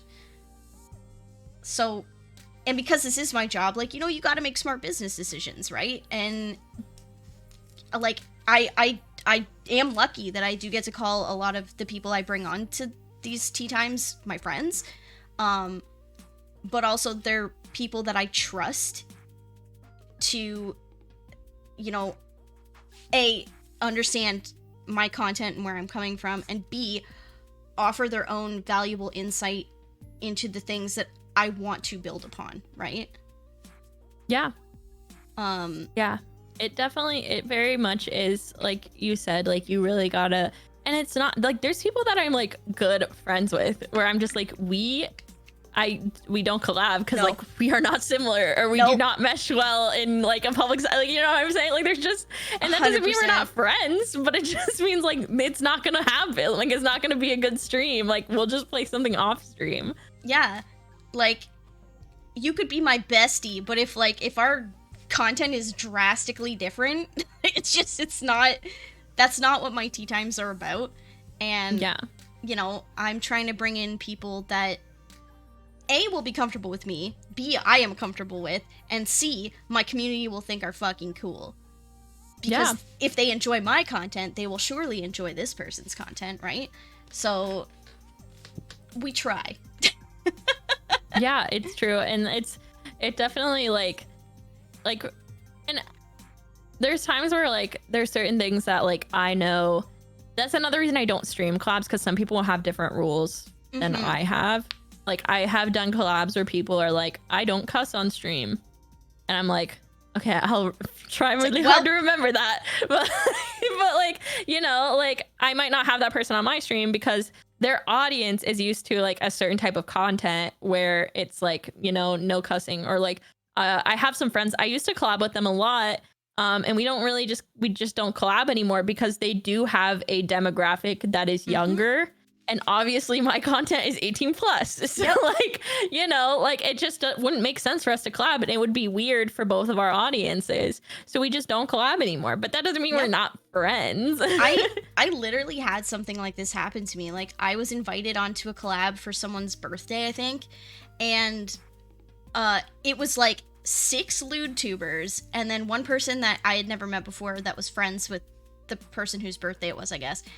And every time someone made like a silly, goofy, like 18 plus joke, or a like said a swear, this person would get really weird about it and really like, no, don't swear, don't say that, we don't do that on my stream. And it turns out they were co-streaming, and a bunch of us didn't know. And also, I believe they had either had just turned 18 or they were like 17, and none of us knew that. And we had not consented to streaming with a minor on a lewd like the person whose stream it was is a lewd tuber. And B, like, I don't know, like, you can't tell someone on someone else's stream not to make the jokes that they make with that person all the time. Like, yeah, especially if you're on someone else's stream, that just like doesn't, like, it makes sense if someone comes on your stream and you're like, I don't cuss, so please try to not cuss. That's fine, because it's your stream. You can't come onto my stream and tell me to not cuss on my stream. Like, and also, oh my god, it's also like, do you know me? Like, yeah, and it's like, you gotta. That's the other thing. You gotta do your research. Like, if you get invited to a collab and you like, it's like a bigger VTuber and you haven't really, you know, like, you're just excited for the opportunity, do a little bit of research on who you're gonna be in the collab with before you go on. Because it's really important. And also, oh my gosh, this is one of my do not ever co-stream or stream a chat that you are in without getting every single person's consent. And if someone else joins the voice chat, say, hey, I'm streaming right now, as soon as they join. Like, it's a stream etiquette thing, right? Like, when working with other people, you gotta have that etiquette, and it's super, super important, and some people forget that, and I think some people, again, forget that, like, this is someone's job. Yeah. Like, it's not a hobby for everyone, it's an actual job for people. So, like, if I was invited to a stream, and it was a stream that was A, marked 18 plus, and B, that I was not allowed to swear on, I would simply decline, because the type of content I make is not those things, unless it was like a charity stream. But even then, I have been upfront with charities and been like, hey, my content is 18 plus, my stream is marked as such, so please know that I will probably make filthy jokes. If you guys are not okay with that, then maybe this isn't the best, you know, collaboration. But my community expects certain things from me, and I am not going to pretend to not do the content that I do. Yeah. So, it's real. Yeah. This is the real shit, chat. And it makes it so hard too, because like sometimes you like will take a sponsorship and it's like you're just like, I need that $100 Fortnite money, but then you know you can't say anything suggestive about any of the goth baddies that they put in Fortnite, and it's so challenging. That was one of the most challenging sponsor streams I don't know how you I was did like, it. why did you put these goth these goth girls in Fortnite, and then be like, also you can't say anything suggestive about any of the character models. What's up with that? You put like Optimus Prime in here, and I can't say anything suggestive. Wow, these goth girls sure are swell. I literally was Wowie. the stream. I was like, guys, we can't be downright atrocious this stream. I'm low on rent money. Out here trying to pay my rent. Please, Fortnite. Please. He's very I'm upstanding. I'm good, I promise. I've never been sussy. Not once. Never. No. Yeah. And then they put Jack Skellington in the game. My gosh. Yeah. And Michael Myers. Like, come on. You know You know your what they're demographic, Fortnite. They know what they're doing. Unbelievable. I'm gonna wave this candy in your face, but you can't have it. Yeah. Fortnite, I mean, I get it because they have a big... They're Yes. very weird and strict about a lot of things. And I understand it's because a lot of their player base is minors, but it also, like, does But sometimes also- cross over into, like, you clearly have very Puritan values. Yeah, but also then, like, you put Michael Myers in your game, who's from an R-rated film franchise. Like, explain, Yeah. please. Yeah. Jack Skellington's pencil thin, he has no ass. Yeah, he's all bone. Yeah. Yeah, Doom Guy's in it. And God of, like, Kratos is in it. Those are all mature games. Rick and Morty are in it. Yeah, these are mature franchises, but no, don't sexualize the hot goth ladies. Heaven forbid. Yeah. They've done a couple things in the past where I'm just like, ugh. Like, there's one creator that they did not let participate in a Twitch Rivals event because they are primarily an adult content creator. Their content Wow. on Twitch is not lewd at all, but because they are an adult content creator, they said they were not allowed to participate after saying they could participate. And I'm like, I see where you stand, Fortnite. Yep. It's the classic case of gratuitous violence is okay, but sex, whoa, whoa, whoa, whoa. Whoa, whoa, whoa, whoa, whoa, whoa. whoa. That thing that, like, literally creates other human beings, whoa, none of that. That's crazy. Yeah. But you can end a life, that's fine. Yeah, that's fine. I'm Mr. Meeseeks. Look at me. Hee hee ha ha. Out to do a mortar. Here I go killing again. Thanks, Fortnite. Thanks for nothing. I only played Fortnite one time.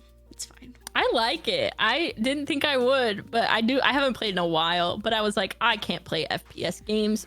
And then I tried for one time and I was like, oh, I'm not bad at it. Okay, I guess I do play Fortnite now. It gives me anxiety. Oh yeah. I can't play it by myself. I have to be playing with Yeah, friends. yeah. Because Oh, when yeah. I'm with friends, I'm like, we're just having a fun, silly time. It's nothing serious. Yeah, with friends, like, I'll play most things with friends, but by myself, I'm just like, I'm trying to get away from my anxiety and stress. I don't need more. This ain't it. I will never play any game where people I don't know can communicate with me. Mm-hmm. Because I am sensitive. And if yet you're we're mean to Twitch me, streamers. I'll cry. Yeah, chat, you have to be nice to us or we'll cry. Yeah. Yeah. Like I am so sensitive though. Like if someone starts backseating in a game or like I'm just gonna stop playing and we'll never play that game on stream again. I know that that's bad, but there's literally been times where people are like, you need to be hitting these buttons. And I was like, I know I need to be hitting them. I'm just bad at the game. Yeah. We're never playing this again. It's okay. Chat said we're a good girl.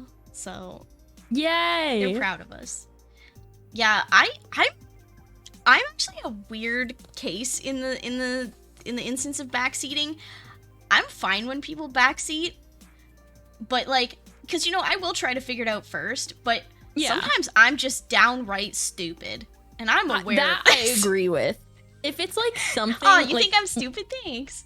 No. Not that you're stupid. but I also am stupid. I'm resonating with your mental energy. Yeah. Together we have a double-digit IQ. Yeah. Oh, there's two brain cells. But I have the same thing. I don't care if it's, as long as you let me try it first. I do a lot of puzzle games, and I know people don't like when you're not making progress in the game. Yeah. So there's a lot of times where I'll be like, hey, what the fuck am I supposed to do here? That's fine. However, I don't like mechanical backseating where people are like, oh, you need to like slide or you need to be pushing this button and this button. I'm like, no, the reason I'm not using those skills is because I have little tiny baby hands and I can't press all these buttons at the same time. So we're gonna try it my way. I also have baby hands. It's a real problem. Also, Brain, what are you doing here? Aren't you supposed to be streaming? The fuck? Yeah, like for me, it's when you're taking a nap. Clearly, you're not taking a nap. You're talking in my chat. Sleep chatting. Oh, unless you're yeah. Wow, that's a really cool special ability you have there. Yeah, like when people spoil story points for me, that's when I get like, I will find you and I will hunt you down. Yeah. I personally don't care about like story spoilers. I'm like one of those people like, no, just tell me what happened and I'm still gonna do it. But I don't like it because I don't like that for chat. I'm very protective of chat's experience. So if you ruin it for chat, oh, dead to me. You're done. Yeah, like when I play Baldur's Gate, I'm like, if I'm ahead of you and you don't want to be spoiled, it's okay if you don't watch my stream. I won't be mad, because this game is a beautiful experience. You should experience it for yourself. Like, yeah. But yeah, I don't know, because I love story-driven games, and I love like watching the story unfold. Girl. No, I'm a good girl. I thought we already established I'm a good girl. You're really. I'm getting the whiplash tonight with my chat here. Good girl. And now they're calling me a good girl. So what am I supposed to do, Batty? What am I supposed to do? How am I supposed to live balance? Balenciaga. It's Balenciaga. We've reached the nirvana of good girl, bad girl. Yeah. I'm average girl. Neutral girl. Right in the middle. Neutral girl hotel. Neutral girl milk hotel. Neutral girl milk hotel. Hey, yo, let's go. That's where I stay. I'm renaming the cafe to the Neutral Girl Milk Hotel. Welcome, chat, to the Neutral Girl Milk Hotel. How do you like your girl milk? Hot or cold? Or oat. I don't know. Are we lactose intolerant? Yeah, do you lactose? Are you intolerant? Yeah. I am. I lactose. Yeah. Just little flippers. Makes me really just good little at swimming. nubs. I just got these weird nubs. Yeah. I'm built like a Lego piece. My hands are just little like claw gripper things, and then my feet are just solid little blocks. Yeah. I'm just a Minecraft. I'm just basically I'm a little Minecraft guy. Chat, Yeah. can't you tell I'm just a little. Be back in the mines. I'm just a Minecraft guy. I don't have toes. Wait. That's true. I guess Minecraft guys don't have toes. Nope. No hands, no fingies, no toes. Only Minecraft. How do they craft the mines without fingers and toes? Well, fingers at least. I'm not sure. Wow. If they can do it without like opposable thumbs, that makes me much more concerned about my dog being able to open doors. Is this the start of her being able to mine? Yeah, oh my god. They Maybe yearn for the mine. They do. Your dog, just like during the day while you're at work, is actually out in the mines. It's true. Yeah. That's what Explains all the soot. Yeah. The little canary that she carries around in a little cage. In a little mini doggy-sized cage. Yep. We're learning things today. This is a very educational stream. I'm very proud of us. The more you know. The more you know. I'm gonna bring back my real model. I'm not be a Minecraft anymore. There we go. The more you know, indeed. I just like totally lost my train of thought of what we were even talking about because all I can think about now is Minecraft. Girl milk. Like girl milk. Yeah, we really derailed. Yeah, We wow. were talking about backseating, I think. Can you get girl milk from the mines? We'll have to I find mean, out. Do you want to hear something ironic? Yes. So I'm a bat. I'm terrified of caves. I have like a phobia of caves. Really? Yes, I'm so scared of caves. Like, I will not go in them. I never want to. I never will. They scare me so bad. I can't watch like any movie about like caves. Really freak me out. I just watched The Descent. Don't watch that. No, the Descent isn't the one that got me. It's the movie Sanctum. That movie like ruined everything about caves for me. Oh. See, I'm a little afraid of the dark. But only indoors, which is weird. Outdoors, I'm like, yeah, give me that nighttime. But indoors, I feel like it's more dangerous outdoors. Yeah, I know, but like, you know, sometimes you come home and it's dark in your house and you're like, is there a murderer in here? True. Like, you do outside, also like the night creatures, and they're outside in the dark. So yeah, they're not in my house. I'd like them to be in my house, but you exist in the dark and you're inside a room. Am I spoopy to you? No, it's the darkness and the uncertainty that's spooky. It's the creepers, yeah. I built a house for creepers in Minecraft once, so... And they lived there together. They were a very happy couple. Aww. Yeah. I'm sorry you keep getting put in the ball pit, by the way. Oh my god, not the eye gal. What the fuck? What the fuck? They're really bullying me today. Well, yours is so good. Chat, did you see that? Damn, See Blinky what? missed Nothing it. happened. Yeah, Oh my nothing God. happened. Yeah. We're just I in the just ball sneezed. pit. We're just diagonally in the ball pit. Just two milk gals in the ball pit. Yeah, two neutral milky gals in the ball pit. This is where the neutral milk is stored in the balls. Oh my gosh, it is. It is. It's happening right now. That's where they keep it. How did we get to this? I don't know, but this is a pod stream for you. This is a pod stream. They're gonna keep us in here now. Now that we've told them where the milk is stored. It's warm. I like it. It is. It is warm. It's very... My fucking hair. It's One very of comforting. the balls. I always tell them this is my safe space. Oh yeah. Mm-hmm. Oh my gosh. The DashCon ball pit. Speaking of Tumblr. I know. Wow. Yeah. Listen, it had to go somewhere, so it came here. Bats are mammals, they have milk. I love Yes. Tumblr lore. Just things that happened on Tumblr. Oh yeah. Oh yeah. Oh my gosh. I'll tell you a dark secret about my Tumblr years. I was Let like me hear it. the #1 spicy Iron Man role player on Tumblr for a few years.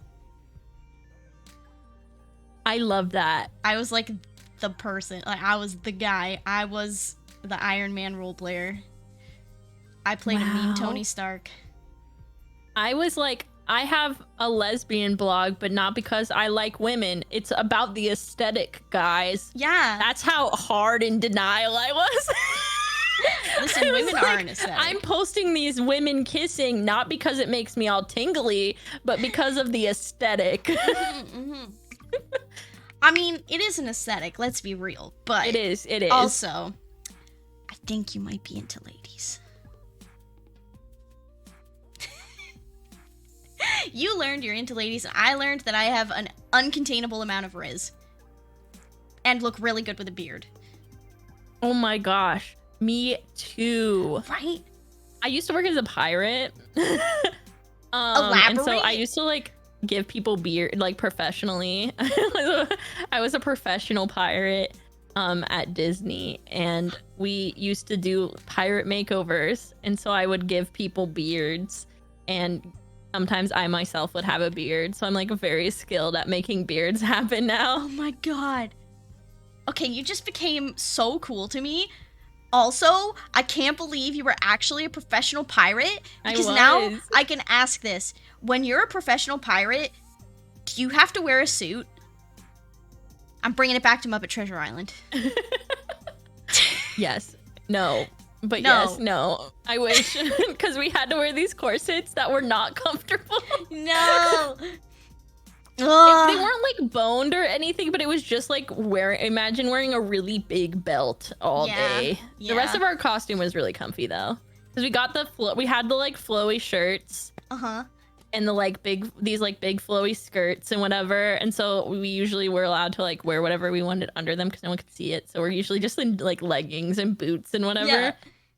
That's awesome. I miss though. it. They literally closed down that entire section of Disney. That is so upsetting. Yeah.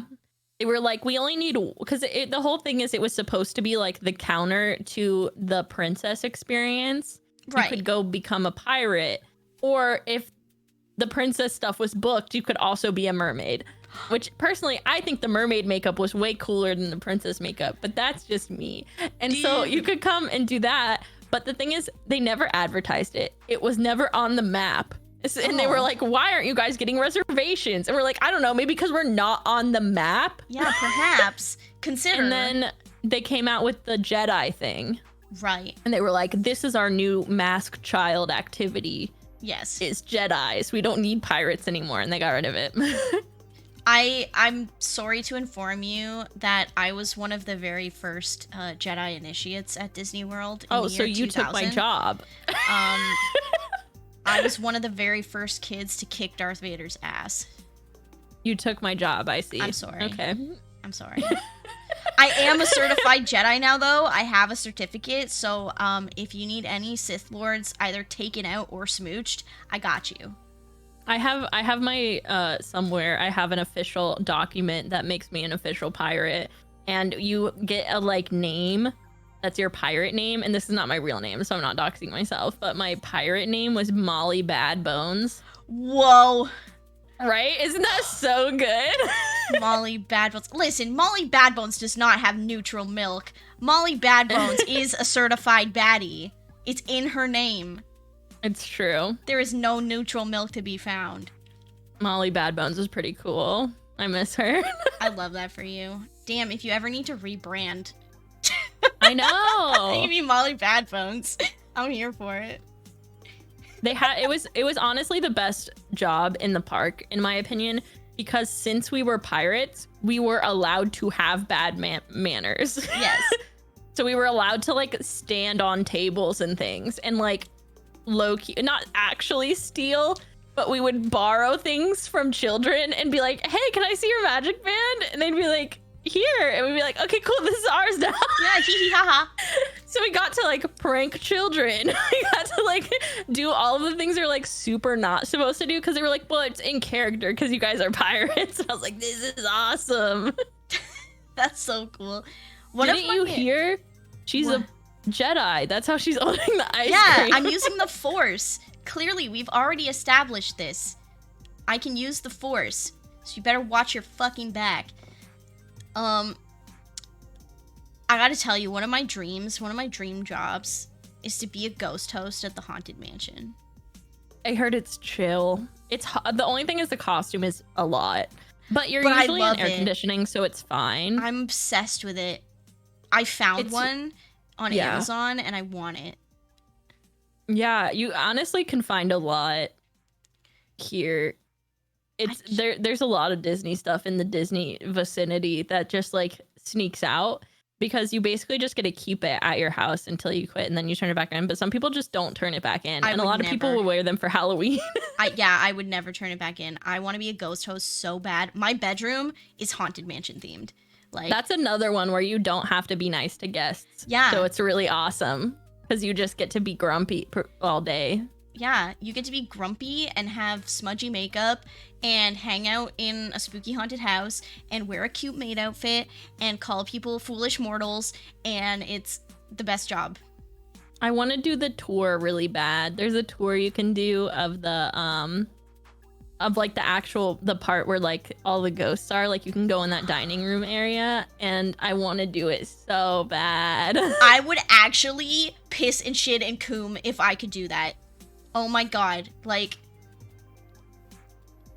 if I don't even know what to say. Like, this is, the Haunted Mansion is my weird special interest, okay? Did you know about how the guy was murdered? Yes. That made it? Yes. Oh my gosh, I think about that a lot. Actually, that's my Roman Empire. I'm always like, what happened? Because we don't know. The Haunted Mansion. Yeah. I'm like, what happened to that guy? Yeah. I love it. Like, chat, if you ever want to take me on a hot date, please just take me to Disney's Haunted Mansion. I'll love you forever. Yeah. I'm giving you that one for free. Like, I did Dapper Day at Disney once, and I've always wanted to. I did a full Haunted Mansion, like, poodle skirt outfit. And my partner at the time had, like, a Haunted Mansion tie, and, like, we did a vest and a pocket watch, and it was like the greatest day of my life. We went on the Haunted Mansion like 5 times, and that's my happy place where no bad thoughts can touch me. Yeah, no. It's true. The Haunted Mansion is probably my favorite ride. And I know a lot of people have broken the rules and scattered people's ashes in the Haunted Mansion, and I'm gonna be real, I would ask someone to do that for me.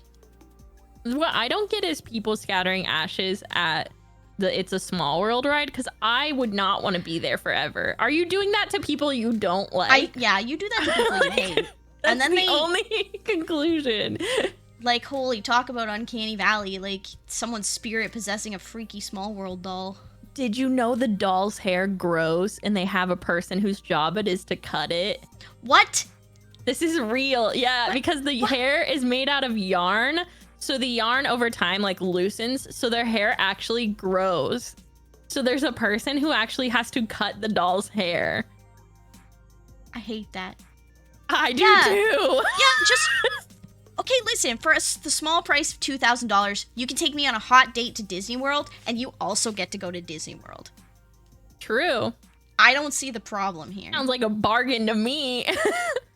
Like, I don't know, we're gonna have a great time. What can I say? I'm an Animal Kingdom girly. I love Animal Kingdom.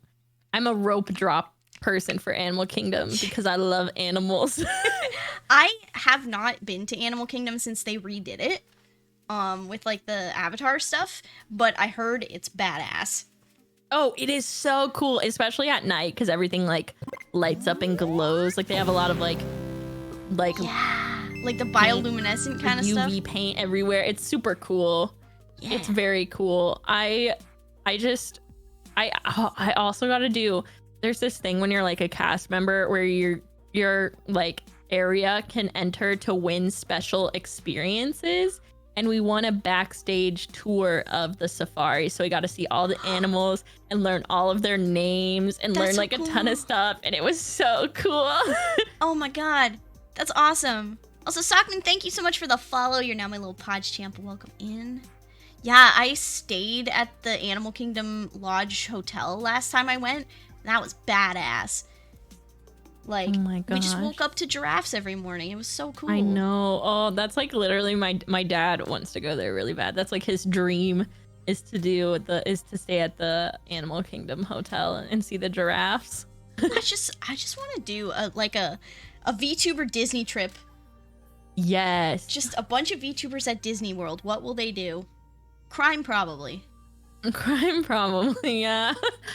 If you can't find me, you know I'll be at the Haunted Mansion. Like, if Lost, return to Haunted Mansion. They've got good Haunted Mansion themed merch this year, too. I think they're doing another Spirit jersey, and I was like, I need this. I gotta look at the Disney store after this stream. I really miss having a Disney store in the area. They closed so many of them during COVID. I know. And like, Did you ever do that thing where you run to the back? No. There was like this like viral challenge with Disney stores because the people that work there were really attentive to like being like, oh, hello, as soon as you step in. Yeah. So there was a trend of like trying to run to the back of the store and run back to the front without any like guest service person saying hello to you. Oh my god. So what we did do though is my mother is also extremely into Disney, and our family Christmas tree has been Disney for as like since I was maybe 5 years old. And you know how if you're the first person at the Disney store in the morning, you would get the key to open the store? Yeah. So my sister did that to get my mom the key because it's a Christmas tree ornament. So now at the very top of our Christmas tree is the Disney store key that you can only get by being the first person. That's so cool. Yeah. Like she got up at like 4 a.m. to do this for my mom one year because she was living in Toronto where like the big Disney store was. And yeah, like my mom loves Mickey Mouse. She's so easy to shop for Christmas. Oh, yeah.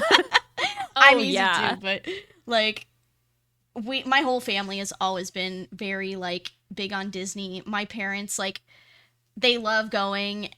We go probably every 10 years because you know that shit's expensive, but oh yeah. And then we just go drink in Epcot and it's the fucking best.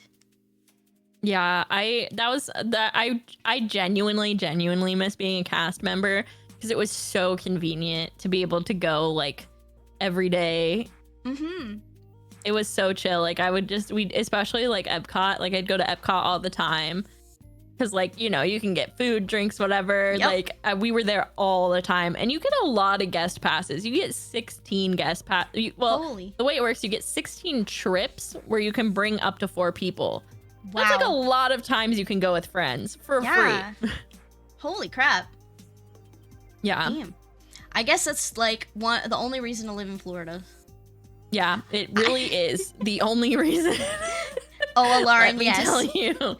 My dad, my sister, my mom, and I drank around the world at Epcot. We did. Because we went for Halloween the last time we went, which happens to also be the Food and Wine Expo. Yep. So yes, I was very drunk talking to Disney princesses. Did you do Mickey's Not So Scary Halloween party? We did, and It's so cute. It was when people were still allowed to wear costumes. And I had made Princess Anna from Frozen. And I hand embroidered it and everything. Wow. And I think I made thousands of children happy that day because it was during the time where like you could not get in to see Anna and Elsa. Yeah. And I had moms coming up to me being like, you know, we couldn't get in to see them. Can my daughter get a picture with you? And I was like, yeah, because like I did birthday parties as Princess Anna. Like I knew the whole thing. And there was this one little girl, she was maybe like 2, and she would not let go of my hand. And she was like, this was like her happiest moment in the entire world. And her mom was like, I'm so sorry. My family's standing like way out of the way because they don't want to ruin this little girl's experience. And I had to like bend down and say like, I need to go look for my sister Elsa. If you can help me find her, and then we can find each other later and you can tell me if you see her. And she was like, okay, I'll help you find Elsa. And then she let me go. So cute. And then oh my gosh, I miss stuff like that. It warmed my little goblin heart, like, and the cast members saw this, and like my sister was dressed as Sven. We like painted her face and she had antlers. Gosh. And they gave us fast passes because they were like, we love this is great. Like, yeah, I remember the first time I had a kid that I did a makeover for that came back like their second day and was like, asked me for an autograph because they said it was their favorite part of their trip, and I literally like had to take a small break after to go cry because I was like, this is the most wholesome thing that will ever happen in my entire life. That and this one little girl, she didn't speak any English, she only spoke French, and I obviously do not speak French. Yeah, but I was the only person that she would let do her makeup because she obviously wanted to go to the princess thing and she couldn't. Yeah.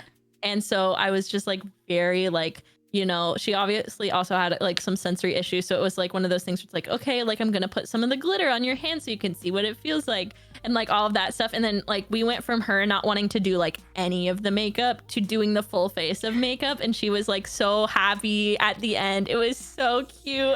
I was like, oh my gosh. I love that so much. That's so sweet. Like, I know it's a thing with the cast members because I have a few friends who've done it too, to like do the, you know, every day try and give someone a magical moment. Yes. I feel like that's a magical moment. Oh yeah, it was so nice. And that is one thing I will say about being cast members too, is they do like a really good job. Like you get cast compliments and like they do make a big deal out of it. It's not just like, oh, this one person said you did. Like they give you like a little certificate every time like you get a comment from like a guest that's like, oh, thank you so much, blah blah blah. So you get it like printed out as a certificate, and it was so cute. Oh, that's awesome. Yeah, I burst into tears at the Winnie the Pooh breakfast personally. Oh yeah, because that's just such a childhood thing for like my whole family too, and like my mom was so hyped, and my dad loves Tigger, so I was just like openly weeping eating my waffles. Ugh. And yeah, it was a good time the last time. I can't wait to go again. It's so good. Yeah. Also, drunkenly, my sister and I both drunkenly were like, Mulan, you're the fucking shit. Like, cause we went, you know how in like Epcot there's the Norway section and you can have dinner and the princesses come around, and that's the only place you can see Mulan, like in one of those experiences. And we were like, man, we had a raid. Great, Gracelyn, welcome in. Thank you so much for the raid. Welcome, Raiders. I am Podge, a Goblin Maid VTuber, and today I am here with Batty Chan. We're talking about Disney. Yeah. What kind of art were you doing? How was your stream? How was it? I hope you had a good time. Yeah, we're talking about Disney and how I drunkenly told Mulan that she was the shit and she deserved better. It's true. She was very entertaining. No. I could treat you right, Mulan, please. Like, man, just give me a chance. You're the coolest, most badass princess. Yep. Is Mulan your favorite? No, actually, Jasmine's my favorite. Cause she's a That's bad a solid bitch, choice. and she has a tiger. She is a bad bitch. Like, oh my god, I have a picture, like, actually right next to me. I should post it later, of me with Aladdin and Jasmine, and you could tell I'm just like, oh my god, Jasmine's so hot. Like, I'm here for Jasmine. Sorry, Aladdin. She a bad bitch. Yep. I'm a big Tangled fan, but mainly because I'm just like, I cry every time because I'm like, this is so romantic. When they the sing, lantern scene gets me every time. Oh my god. If you don't cry at the lantern scene in Tangled, I don't think you have a heart. Yeah, it's on my songs that will be in my wedding playlist. Yeah, like, oh my god. When at last they see the light. Oh my gosh. And they feel the fog when you lifted. at last see the light. Oh my gosh. Yeah. And it's warm and good and bright. Exactly. Oh my gosh. I can feel it. No, and the way he looks at her, get you a guy who looks at you like Flynn Rider looks at Rapunzel. Gosh. They did this event where you could get lanterns, and there were all these couples that were doing it, and I was seeing all these pictures and videos of it, and I was like, this is so cute. What the heck? I would just be in tears, absolute tears. I don't know. Love makes me cry. Me too. Beautiful.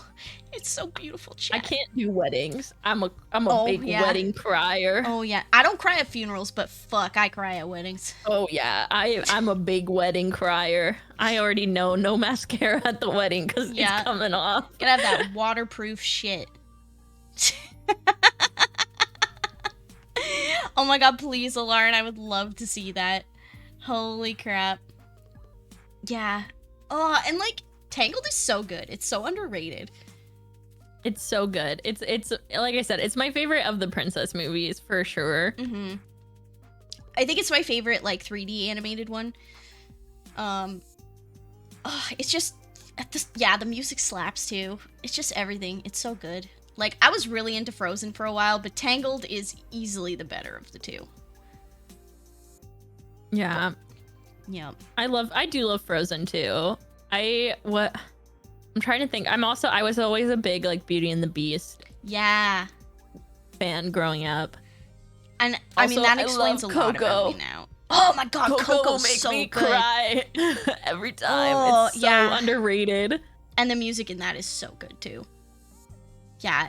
If you haven't watched Coco, chat, you need to. It is fantastic. It is such a good movie. Holy It's shit. so good. Like, the what's it called? The one where they all have powers with Mirabelle. Encanto. Oh, Encanto, Yeah. That was really good, but like, I think Coco like blows that out of the water. I can't think about Encanto without thinking about getting a tattoo, because one of my tattoo artists is always playing it every time I've gotten a tattoo from her. So like now, anytime I think of one, I think of the other. Like, I have that movie memorized from my God. first tattoo because it was a little bit of a bigger one. So I watched the whole movie like 2.5 times in that one sitting. That's fair. Virgo Virtuoso, thank you so much for the follow. You're now my little pod champ. Welcome in. Yeah. I mean, that was a good movie too, though. Like, I too am into people with 7-foot frames and rats along their back, so. Exactly. Is that too much to ask? I don't think so. It's pretty straightforward. Rats, bats, I'll take either. I'm not picky. I love rats as a creature. They're so I good. Again, think the about night that creatures. often.